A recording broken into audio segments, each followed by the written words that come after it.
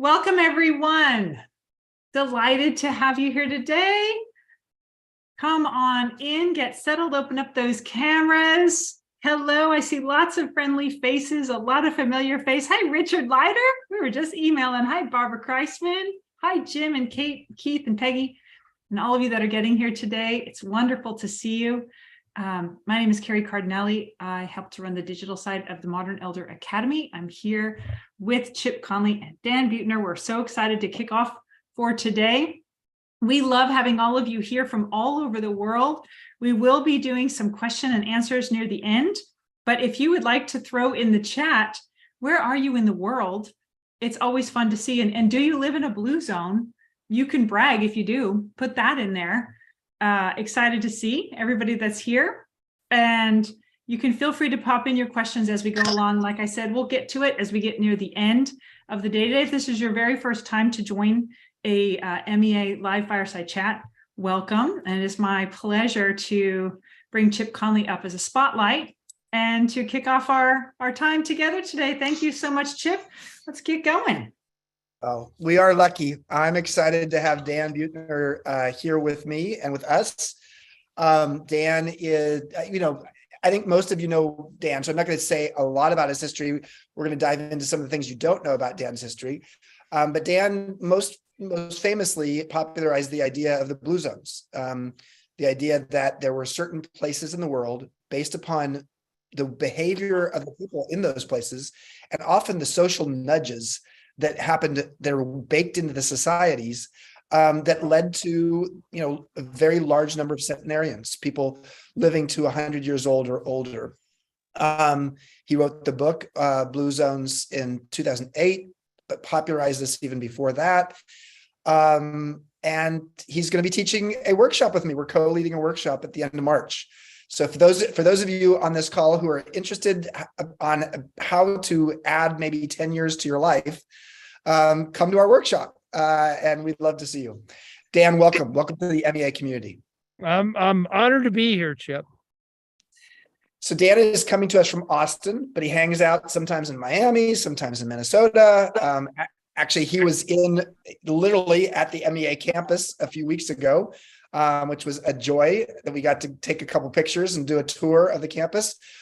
But let's start with the Guinness Book of World Records. You and your brother have been in the Guinness Book of World Records 3 times. This is way before you were doing any longevity research, but it clearly shows that you are a bike or health nut. You rode your bike from the Prudhoe Bay in Alaska all the way to the bottom tip of Argentina. You rode your bike along the 45th parallel around the whole world. I want to understand that one.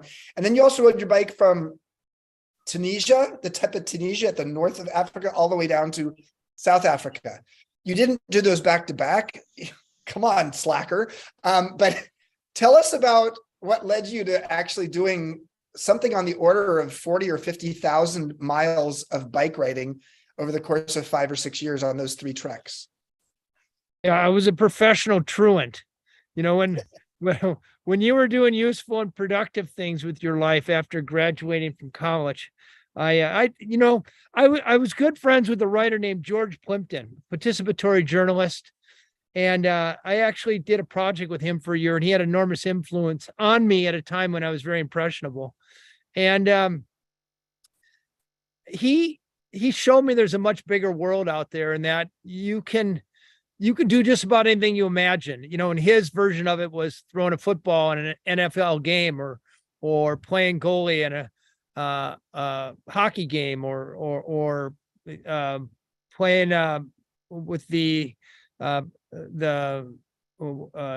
think he threw a pitch for the Yankees or something like that. But he did all these wild things. And my version of it was trying to set these world records. And the first one was biking from Alaska to Argentina, the first people to ever do it. We did it unsupported. My brother wasn't on that team, but it was 3 of us. And, there were big wars in Central and South America, Nicaragua and El Salvador at the time.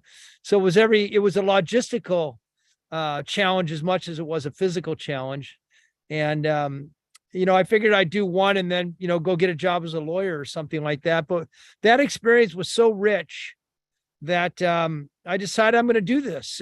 And the bicycle ride around the world, I call it my ride from Minneapolis to St. Paul, the long way.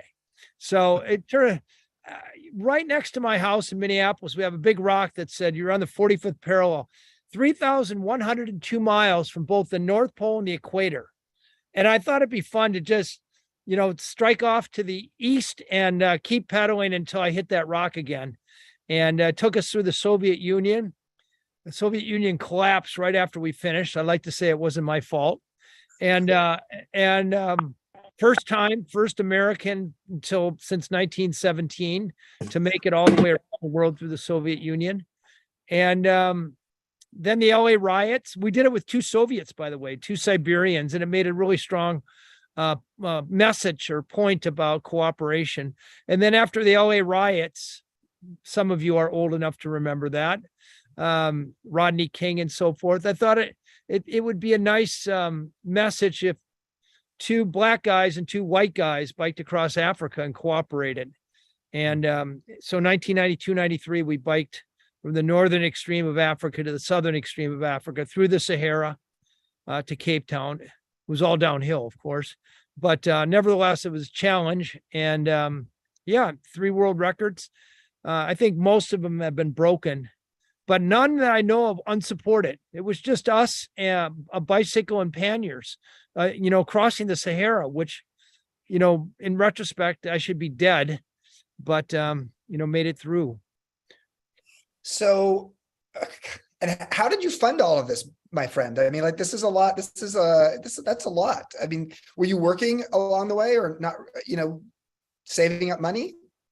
Yeah, it was a guy named Ramar Sutton who worked with us on a celebrity croquet tournament. He taught me that if you create a project that will generate publicity, you can almost always get sponsors. So, when Alaska to Argentina, we got Raleigh bikes and Rolex.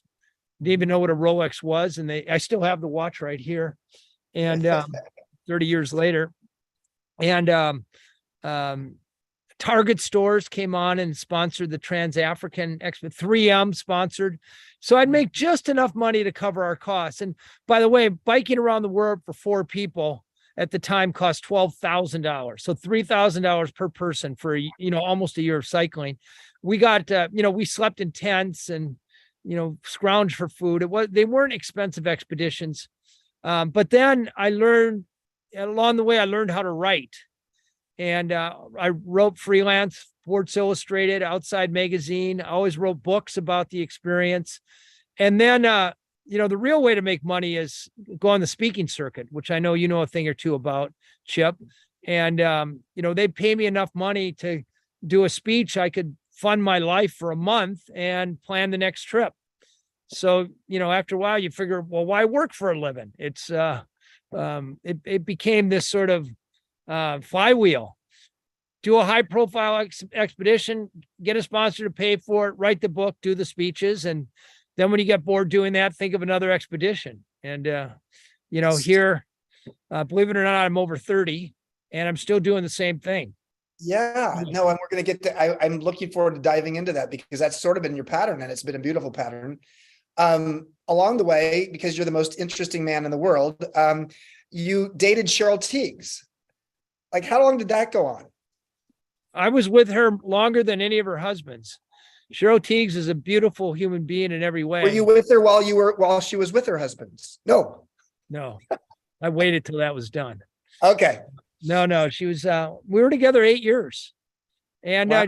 People don't realize, but she's just born in Minnesota like I was. So we had a lot more in common than you think. And it was wonderful to be vectored into LA and that world of, sort of celebrities and fantastic parties. Of course, at the end of the day, they're as empty as you think they are, but it was a really wonderful, empty is not the right word, but they're once you are accustomed to the experience of that, they're no better than, being part of a social community in Minnesota or, Todos Santos. It's just sort of different people with different lines of work, but it was wonderful to experience it, if only to know that it's not worth, sacrificing your whole life to be part of that. and very useful. And I'm still in touch with Cheryl, and she's an awesome, hardworking, principled, wonderful human being. Well, let's move from the shallow end of the pool. Not that Cheryl's shallow, but No, I'm Cheryl's asking. not shallow at all. She's not at all shallow, but the idea of your Very smart. dating life and your Guinness Book of World Records. Let's move from the People magazine part of this to the National Geographic part of this. So at what point along the way did you start hanging out with National Geographic? And tell us a little bit about this MapQuest thing you were doing, or not MapQuest. MayaQuest. MayaQuest. Yeah, MapQuest is a business that's probably out of business. But Yeah.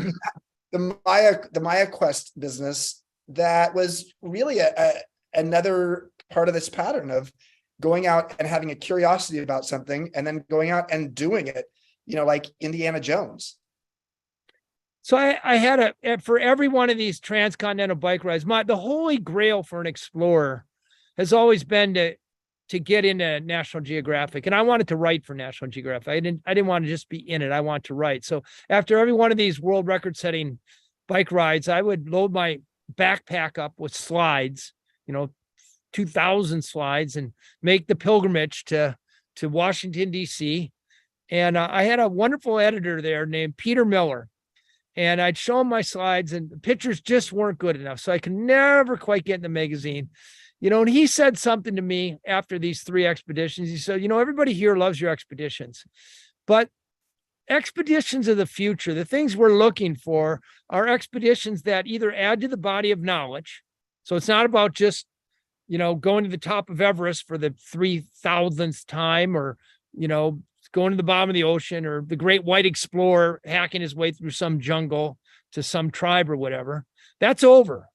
They wanted expeditions that really illuminated the human condition or educate it. And so I went back and thought about that. I was only interested in some things, but I got acquainted to my archaeology when I was biking across the Americas.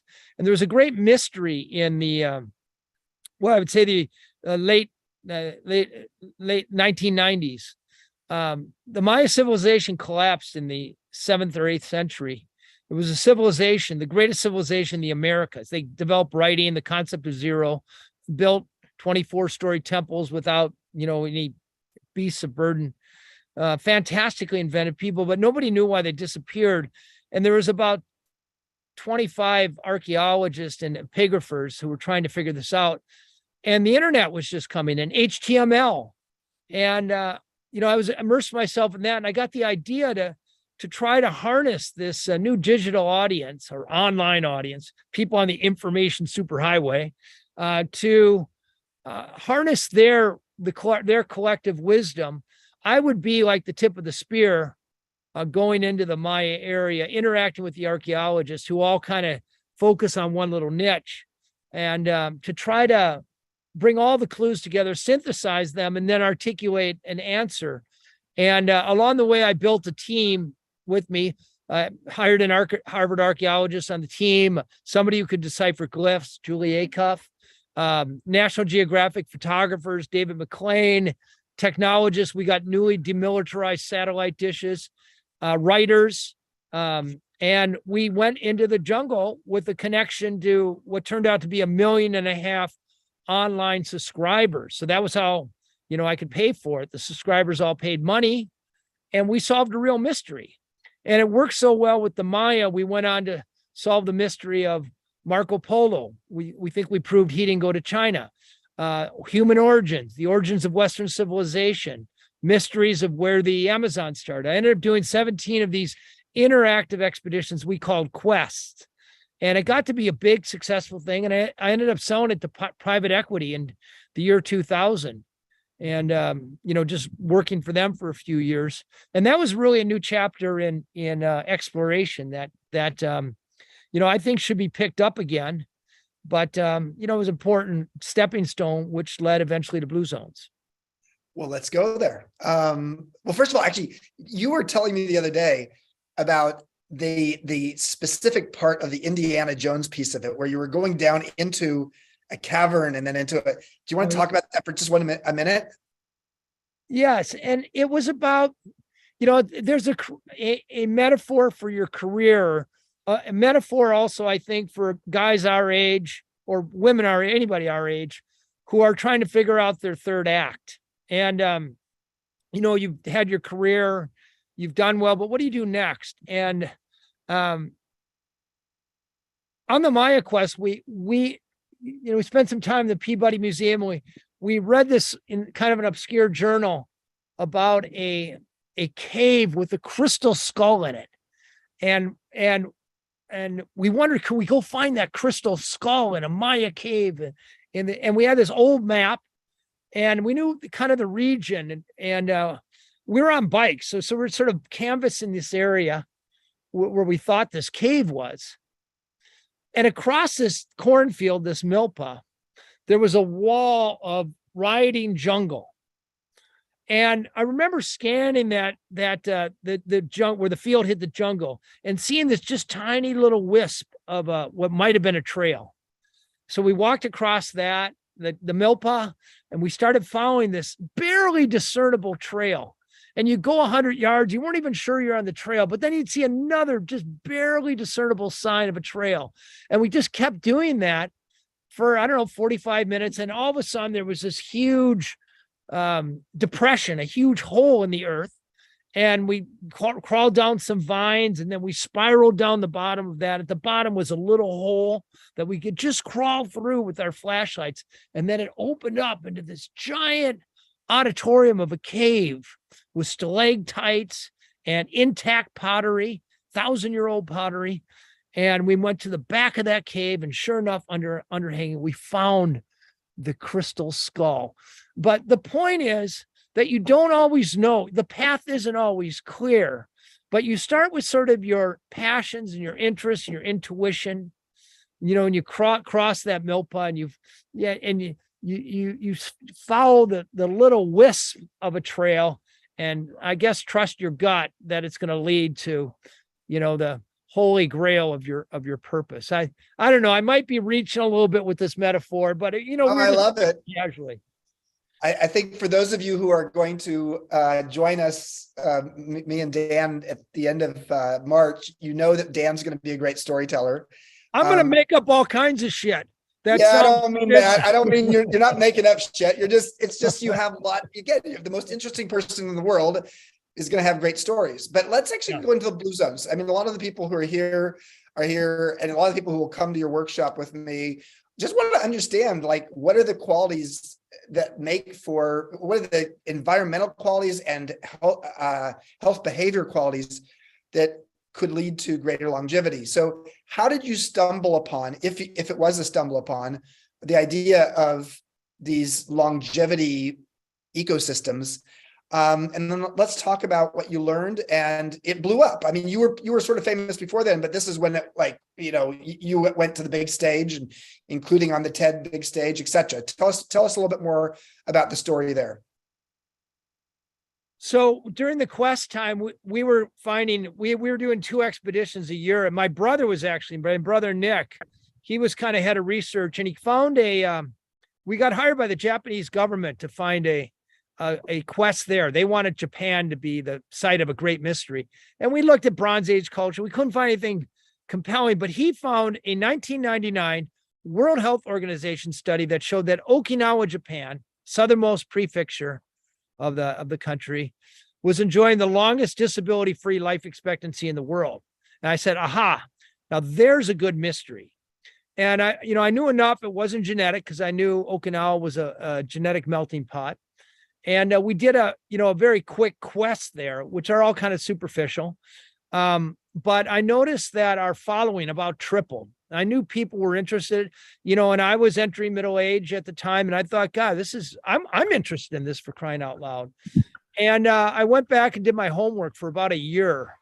And, I found out that if you really want to draw any conclusions about a place with a lot of old people, you need to confirm it demographically. So I networked my way with demographers who specialize in aging demography. And essentially what they do is they parse through worldwide census data to find areas where there's a high percentage of people who were born in, say, 1920, who are still alive in 2020 and have the mathematical tools to adjust for immigration and emigration. That's, broad brushstroke of the way we do it. And that took 2.5 years. I got a grant from the National Institutes on Aging to do this work. I did enough research to know that only about 20% of how long you live is dictated by your genes. The other 80% is something else. And if we knew the statistically longest lived places around the world and sought the common denominators, we'd have a pretty good idea of what that 80% was.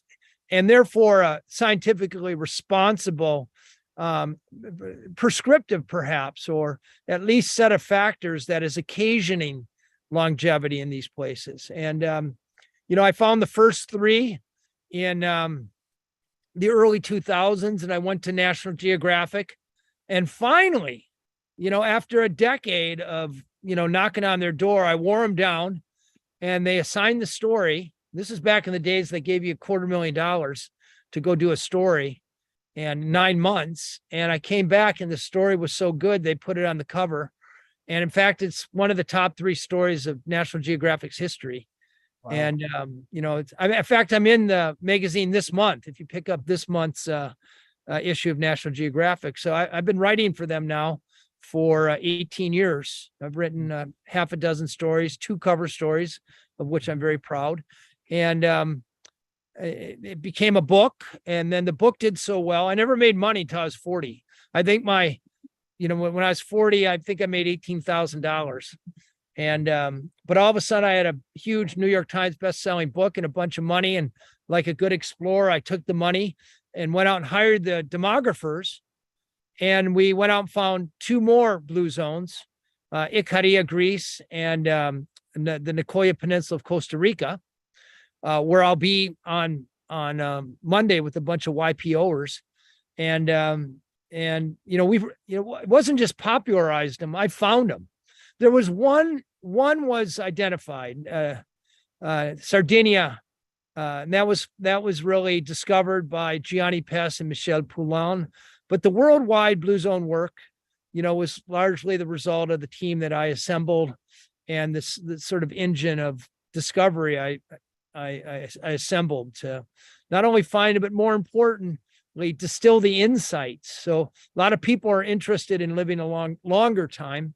And I believe Blue Zones offers a really strong body of work to point us in the right direction. So let's look at those variables. I think there are 9 of them, if I'm not mistaken. Is that right, Dan?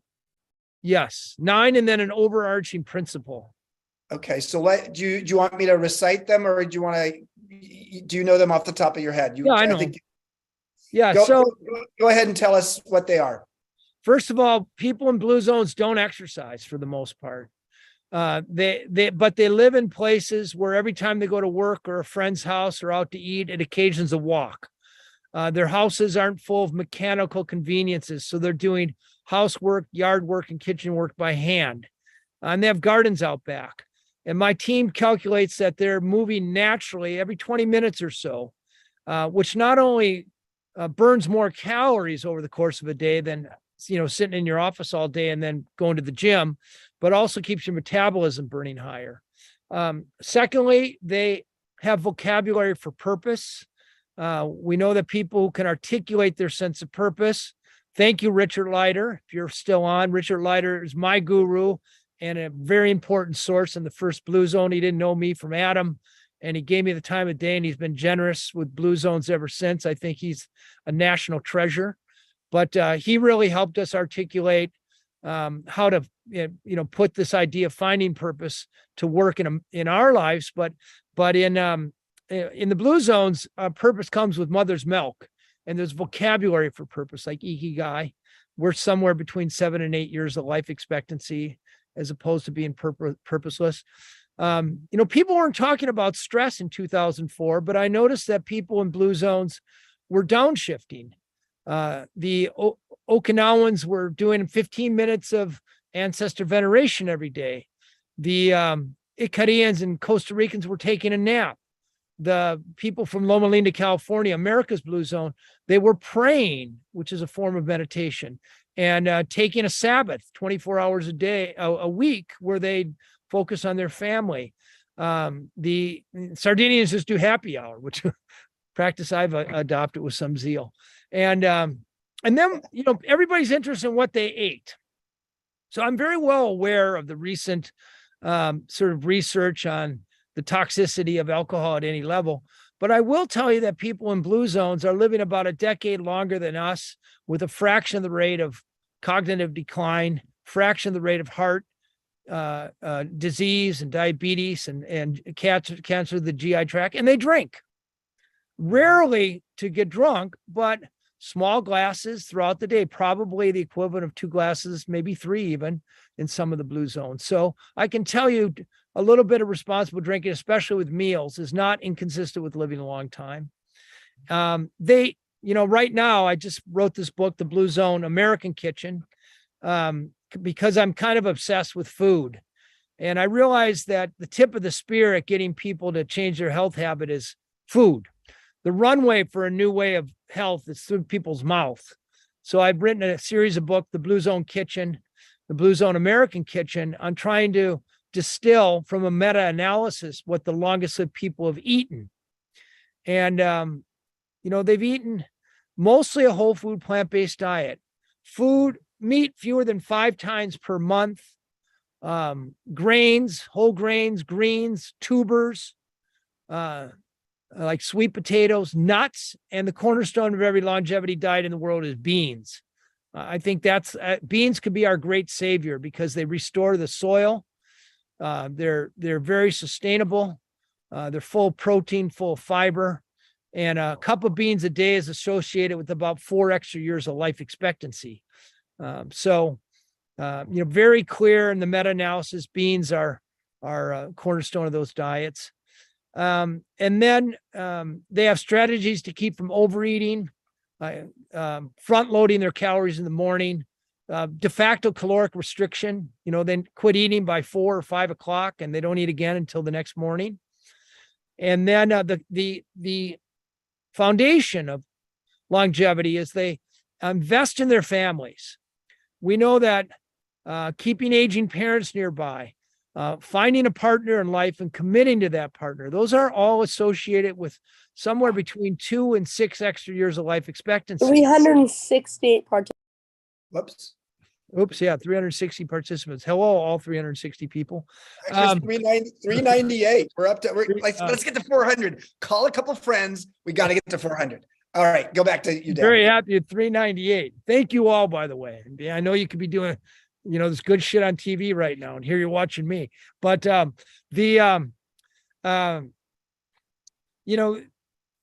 Silicon Valley is on fire to find the next resveratrol or metformin or the next pill or supplement.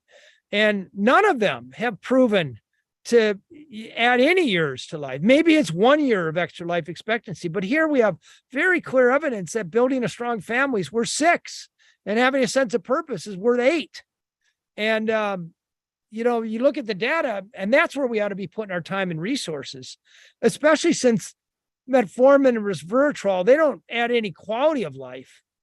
They're not going to make you happier. They're not going to improve your social connections. They're not going to give you a sense of purpose and a direction in life. So the great beauty of this blue zone body of wisdom, which is not me, I just harvested from other parts of the world, is the same things that get you to give you an extra 13 or 14 years of life expectancy, also make life worth living, make it enjoyable, make it rich.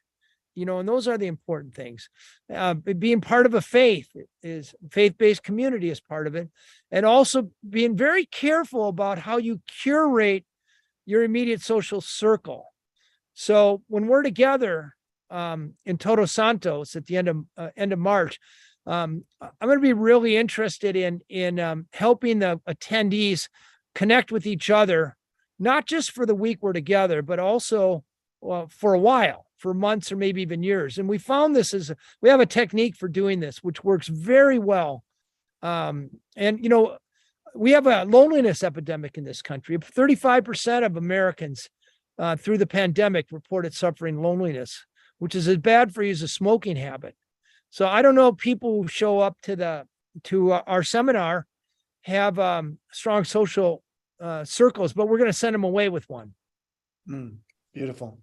So, Dan, of those 9, how are you doing in terms of your how you don't have to go through each one of them, but let's start by what are 1 or 2 of those that you really adhere to quite well, and then what's one that you just haven't done as well? Because no one's perfect. Yeah, no, I'm not so good on the faith-based thing. I don't show up to church, much to the chagrin of my mother. She tried to get me there last Sunday. I did go for Christmas, but Okay. no, I think I do them all, actually. Yeah. I'm very careful. The overriding premise, and this is the thing that could change America. And maybe we'll talk about it, but I've gotten quite successful in business. My books do well, but where I really kind of struck gold was working with cities to take Blue Zone principles and put them to work. And I get paid by insurance companies to lower the obesity rate of cities. Nobody else does that. It was a crazy idea, but I managed to get 72 cities to do it so far, and it's worked in every one of them. And the big epiphany in Blue Zones is, in America, we tend to pursue health.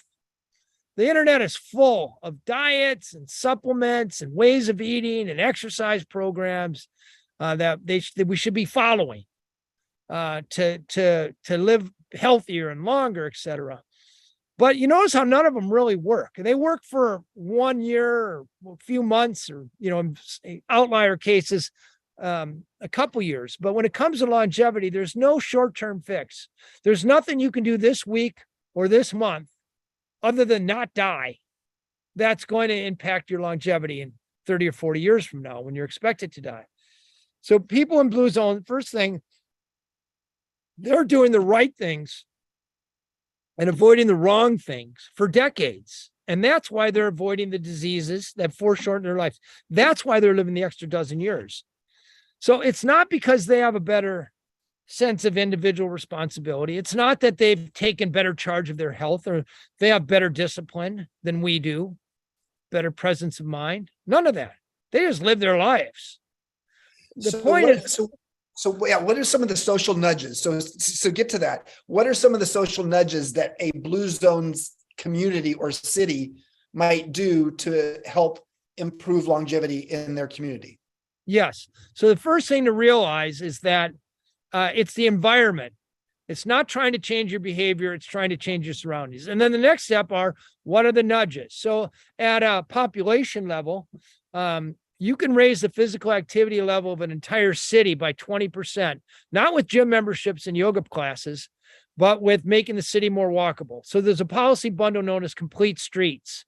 And on my team, I had 3 full-time people whose expertise was the Complete Streets policies, how to implement them, well, how to adopt them at the city level, then how to implement them. Every street is rebuilt every 7 years or so, and it could be built for more cars, which has been the MO since the Eisenhower administration, or you can rebuild those streets for human beings, walkability and bikeability.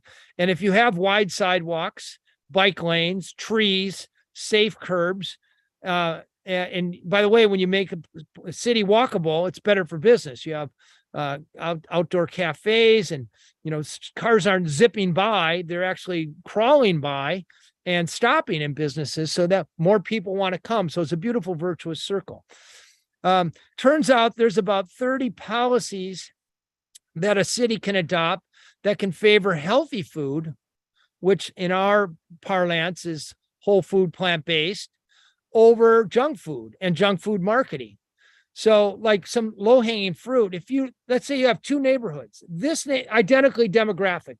This neighborhood, you allow billboard signs, and this neighborhood, you don't. Same demographics.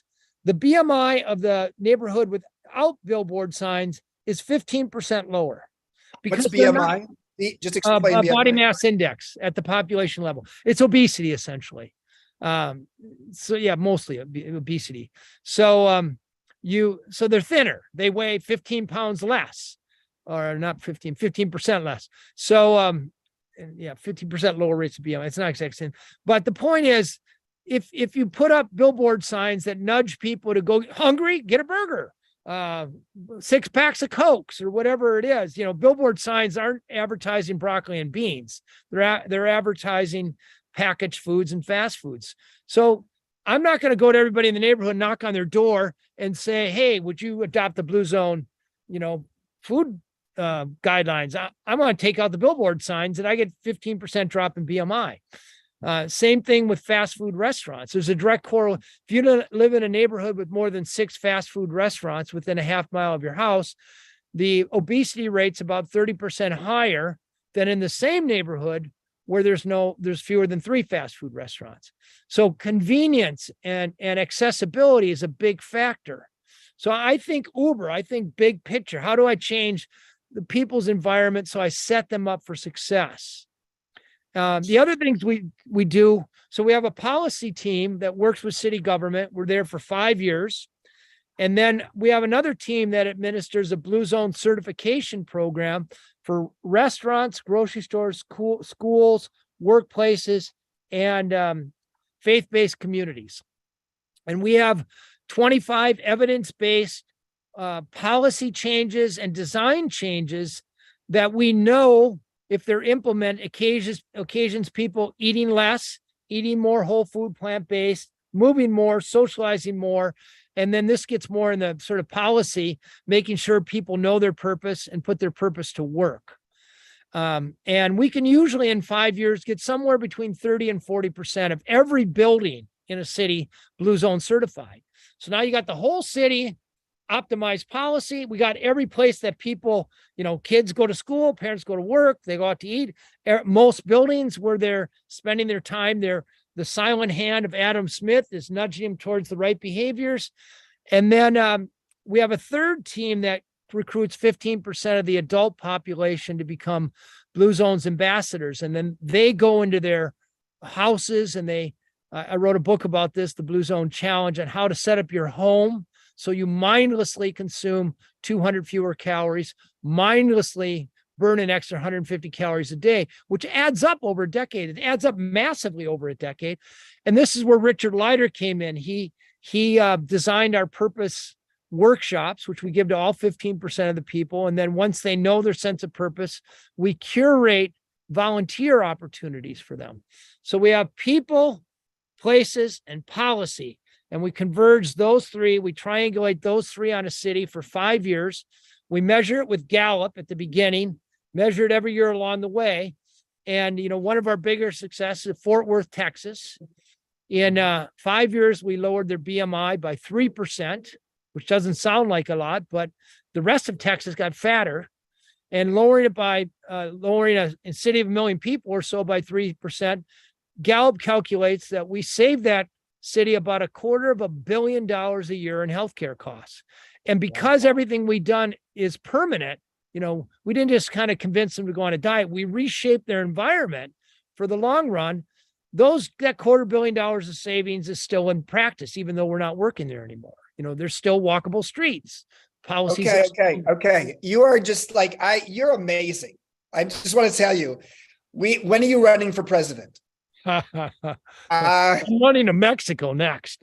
Yeah, that's right. You're gonna be like Paul Hawken and Dacher Keltner and a bunch of our faculty who said hey, I like MEA. I'm gonna buy some land and build a home there. So we definitely want you here. Couple thoughts. We're gonna open it up to questions in about 2 minutes. For our workshop, which is at the end of March, it's a Mastery Week. It's a 5-night program. We're going to have a Blue Zones diet. So those who are coming can actually experience the Blue Zone diet, which is amazing. Tony, our chef, is spectacular, and he's really excited to actually have no meat products at all during the week. We'll have fish, we'll have plant-based. We will have alcohol, because MEA does serve alcohol, and we now know Dan appreciates alcohol. So we will have that. Anybody who actually wants to go to a non-alcoholic week at MEA, we have one of those in July. Actually, let's Shelby put it in the chat. It's the one with light walk-ins. Yes. So the Blue Zone Challenge. So part of what we're going to learn in that week is how to set our lives up in a way that actually is conducive to both living a longer life, a deeper life, and a happier life.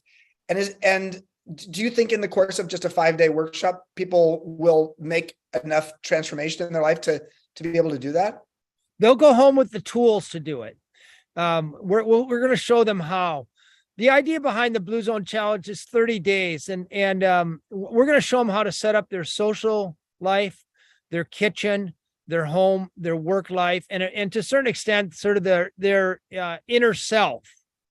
Though that's admittedly a little spongier, but so that they can set it up once and they can forget about it. So they'll know how to do it.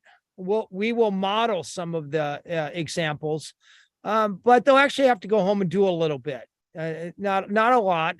But I think we'll be successful in convincing them that if you really want to live longer, you need to think long-term. And if you want to think long-term, Chip, to your point, you have to set up the nudges and defaults in your life so that your unconscious decisions, that we make many more unconscious decisions every day than we make conscious decisions, that we're architecting your micro decisions from the time you wake up to the time you go to bed and even sleeping, so that you're mindlessly consuming fewer calories, mindlessly consuming better calories, moving more, mindlessly socializing more, doing less of the bad stuff. I like that. I like you keep saying the mindlessly. We also have a mindfulness teacher named Teddy Dean. So you get the mindless and the mindful. We'll cancel each other out. Bring them down. The whole enchilada, because we're in Mexico. So let's open it up for Q&A. Raise your hand. Use the raise hand function. It's under reactions. We got Wendy.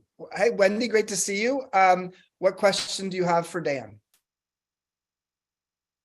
Oops, you're on mute. You're on mute, Wendy. But thank you so much for this talk. I'm a big fan of your work. Thank you, Wendy. So with the idea, I get stuck on this phrase that stress drives pathology. And living in the Silicon Valley, your nervous system can be regulated, but you're in a pressure cooker. And I'm just curious, what do you do to manage your stress? What are your suggestions around all that? Well, I mean, I'm going to say the disruptive thing first. We know that the biggest variable for longevity in America is where you live. I mean, there are zip codes in Kentucky where the life expectancy is 20 years less than it is in Boulder. And you have to ask yourself if living a long, happy life is a priority, moving from Silicon Valley might be the right move, or seeing if you can, because your environment has more, I think, impact on that than just about everything else. But we know, for example, people who socialize face-to-face 6 hours a day have lived longer and actually report higher levels of happiness. That seems to be about the sweet spot, actually. And if you have a tough work situation, it should be more like 7 years. So these are counterintuitive ways to shed stress, but we know they work. And even if you're stuck in Silicon Valley, I don't know where you live, but if it's in a suburban setting, you'd be well served to move more into the center of town where you can walk places. Because again, walking and casually interacting with other humans, we know. The other way, this is an easy fix. If you don't have one already, if you adopt a dog, every time you pet a dog, your cortisol levels drop. And the dog needs to be walked every day. And therefore, guess who else gets walked every day? It's an ideal nudge. Dogs are great nudges because you're going to have them for 10, 14 years, and they're going to keep your stress lower and your body moving more every day. Better than getting a new spouse, right? I don't know. Let's see what Laura. Actually, Kate, you had your hand up, but I guess you took it down. So let's see what Laura has to say. Everybody else raise your hands. Here's what happens on these calls. Like 12 hands get raised 5 minutes before the end. And then they're like, how come you didn't call on me? Well, it's because you didn't fucking raise your hand 20 minutes ago. Like, come on, raise your hand if you want to. Go, Laura, go. So one of the things I was interested in, of course, there's a lot on the environment and the food, But what role does maybe like the music and the art that you take in, do you see that sort of thing in the Blue Zones as well? I try to limit myself to things you can measure.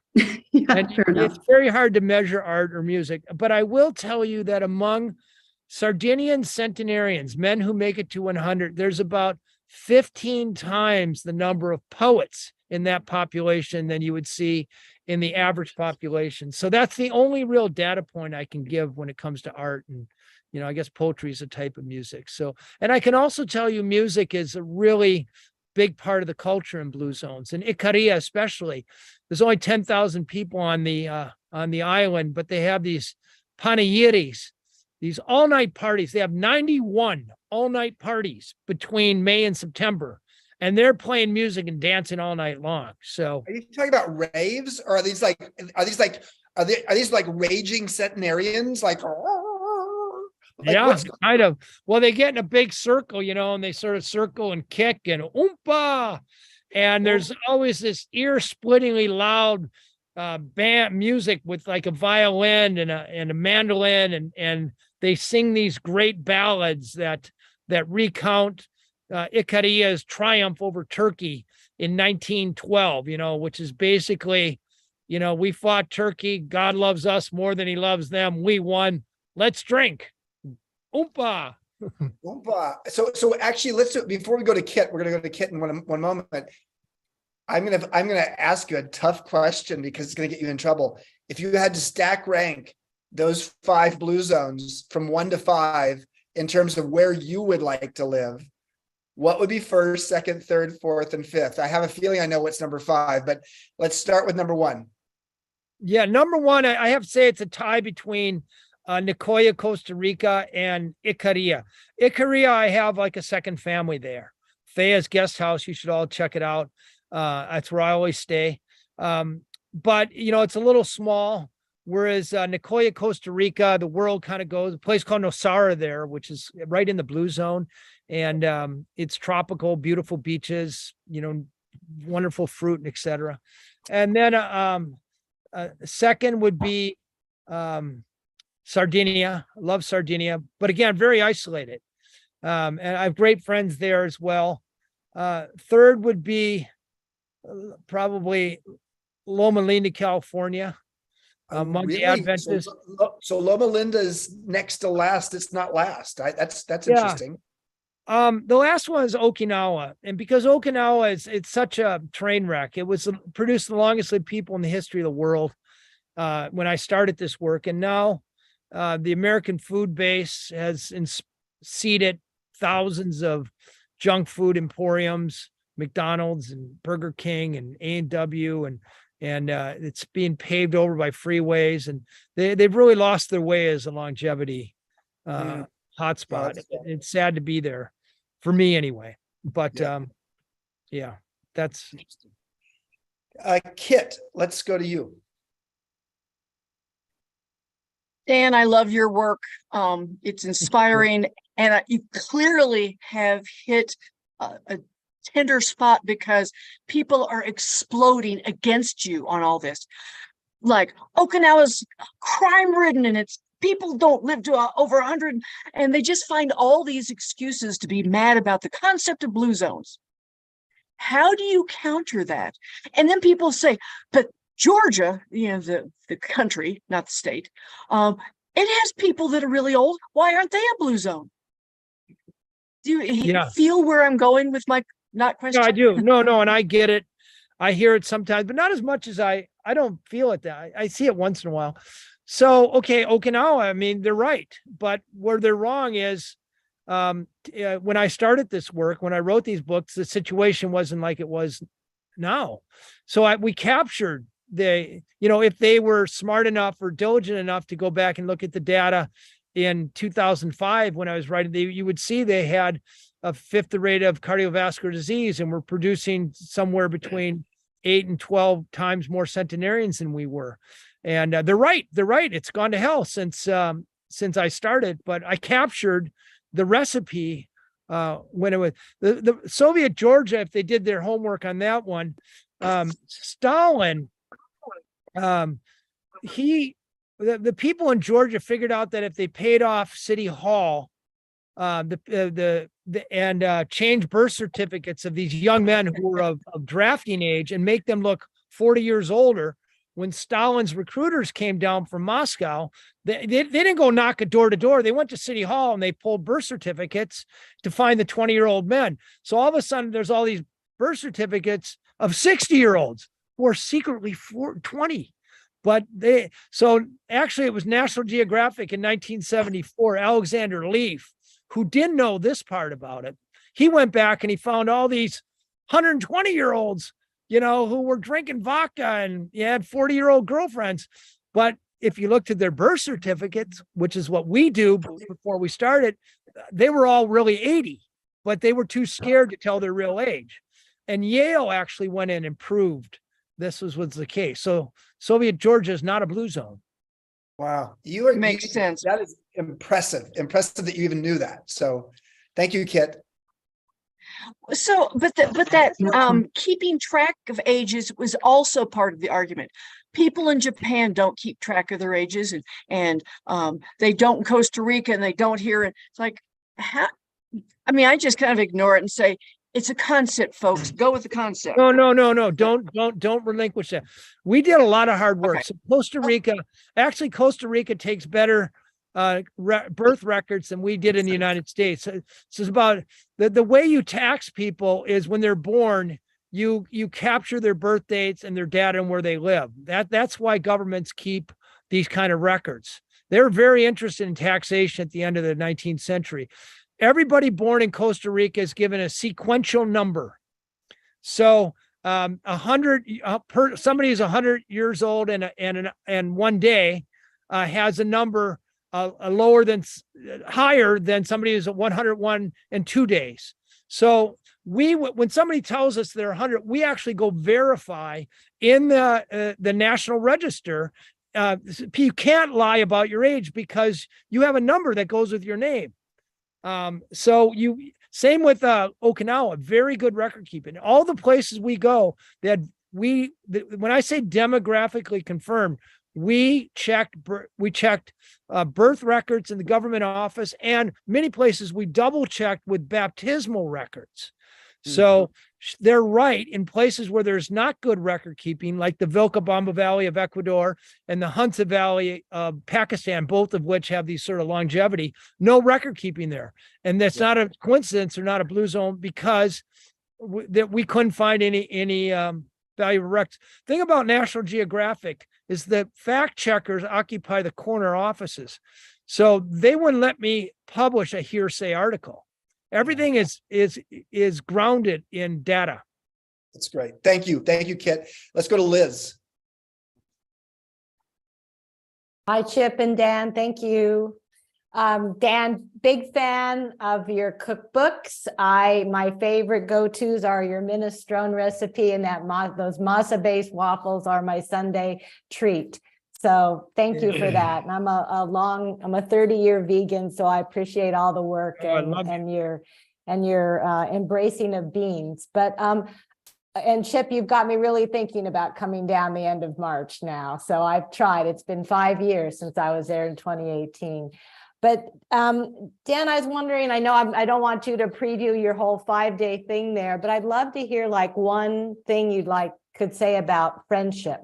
Because I've certainly been following the writing, and the Atlantic has written a lot about that. And I've certainly have had, my personal experience in terms of strains on friendships, giving political climates and people's feeling about COVID and other things. And I found it to be something I've had to spend a lot of energy trying to maintain or re-engage people in friendship. So what's one of the things that you're going to be talking about? Well, it's more than talking about it. So in our cities, we organize moais, we call them. They're inspired by an Okinawan concept, which is essentially a committed social circle. So if you do the research, what stacks the deck in favor of friendship, you can't just take a room full of people and say, count off at 1 to 5. And now all the ones over here, all the twos over here, all the three. I have a process where we find people who share interests, first of all, Mhm. share values, and we'll be doing this down there. But then there's another notion of propinquity. So the more time you spend with somebody, the better chance there'll be acquaintance moves along to friendship. So what we hope to accomplish in the 5 days, one of the first things we're planning on doing, as long as Chip lets me do it, is the participants. We will take an hour or two and we will self-select. First of all, there's selection bias to people who come down to the Modern Elder Academy. You know, they're interested in self-development. We know they're probably somewhat successful. We know they're enlightened individuals. So already the deck is stacked in favor of friendship, but then we're going to slice that. So, you know, if you're strongly held political beliefs, we're not going to try to couple you with somebody who has opposite beliefs unless, you know, that's what you want to do. But we're going to pair people, groups of 3 or 4 who share a lot of things together. Hopefully even geography. And we hope by the end of that 5 days, you're going to merge with 3 or 4 really, really close individuals that we're hoping you'll stay in touch with. And it's those sorts of things that help people keep doing the right things and avoiding the wrong things for long enough to make a difference. Thank you for that. And it sounds like things maybe we can also apply as we're trying to re-energize friendships that have sort of withered a bit over the last couple of years. Yeah, you know, the Blue Zones Challenge, you might look at that book because I have a small chapter on how to do that at our age. And, you know, you may or may not be able to energize old relationships. You know, I think Donald Trump and political divided a lot of people in this country. And it may just be your immediate friends around you have an enormous influence on what you eat and how much you move and your mood even. And actually adding people to your immediate social circle may be the best at this time of life. So we're going to wrap with only one more question. And that comes from Jim, who is on his way to being a centenarian.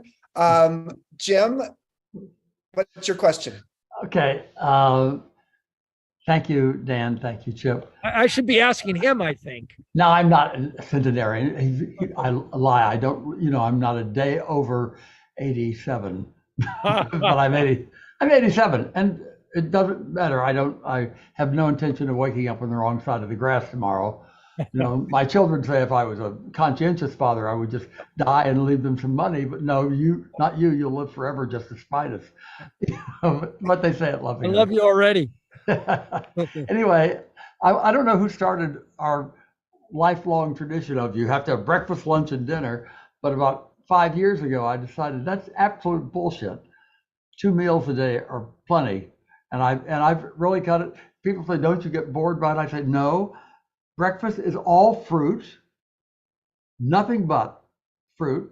And then dinner is sometime between, depending on what I have going on today, like an MEA webinar. Dinner is anytime from 2:30 to 4:30. Today it was 3:30, but that seems to work fine. and you don't need more food than that. No, I find that. Well, I just want to validate what you said. So the Adventists, longest lived Americans, they follow almost that exact same food pattern. They'll have maybe a bigger breakfast at about 10 and then a dinner at 4. And one of the guys I profiled, Ellsworth Wareham, who was a heart surgeon, lived 103, was still doing heart surgery at 98.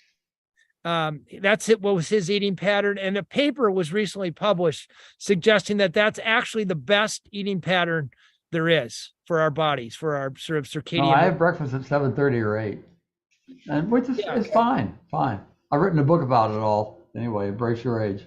Oh, there you go. I love that. Put that, hold that up. All right. Okay. So I need to get embrace your age.